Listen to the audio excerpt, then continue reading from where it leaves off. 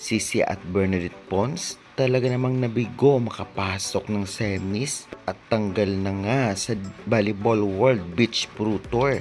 Sobrang lalakas ng kalaban, ngunit lumaban. Well, pag-uusapan natin lahat yan. Kaya before that guys, please huwag niyong kalimutan mag-like, comment, subscribe for more volleyball updates. Well, malaking pangarap talaga ito na nasisi Rondine at Bernadette Pons na makapaglaro sa Beach Pro Tour 2026 kung saan talagang napakalalakas ng mga team na kanilang makakaharap. Well, sa kasamaang palad ay tinalo nga ito ngang si Pons tandem ng malalakas na bansa.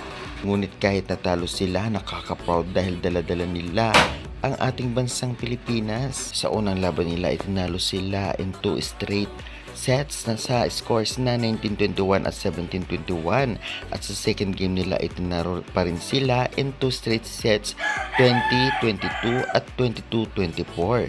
Kitang-kita naman natin na palaban dahil hindi naman nalalayo ang scores. Masasabi nga natin na champion pa rin para sa mga puso natin itong tandem nga ng Sisi Rondina at Bernadette Pons o si Pons. Well, hindi lang yun dyan nagtatapos ang kanilang journey sa beach volleyball dahil sa mga susunod na months or weeks ay talaga magkakaroon ulit sila ng laban international. Mukhang wala sila sa paparating na PVL on tour at talaga namang magpupokus sila sa beach volleyball, lalong-lalo pa ngayong laglag na sila at natalo. Kailangan nilang galingan sa training para naman makabawi sa mga susunod na international tournament.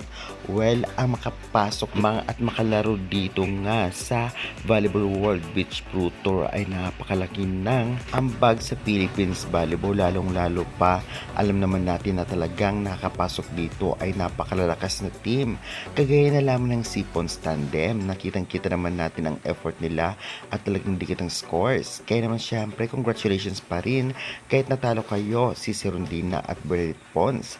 Kaya guys, sa tingin ninyo, ano kaya ang kulang sa dalawa?